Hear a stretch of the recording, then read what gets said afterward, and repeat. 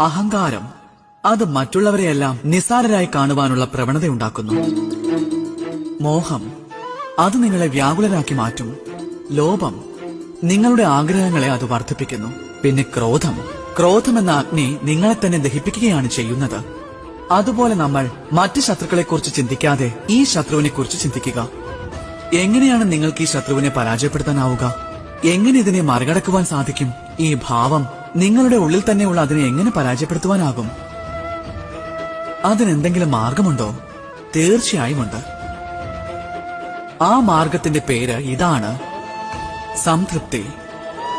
ആ സംതൃപ്തിക്ക് മാത്രമേ നിങ്ങളുടെ മനസ്സിന് ശാന്തത പകരുവാൻ സാധിക്കൂ. ആ സംതൃപ്തിക്ക് മാത്രമേ നിങ്ങളെ ജീവിതത്തിലെ സന്തോഷത്തിന്റെയും സുഖത്തിന്റെയും സാഗരത്തിലേക്ക് കൊണ്ടുപോകുവാനും കഴിയൂ. അതിനാൽ ജീവിതത്തിൽ എപ്പോഴും സംതൃപ്തരായിരിക്കൂ. നമ്മുടെ പക്കലുള്ളതിൽ ആനന്ദം കണ്ടെത്തിയാലും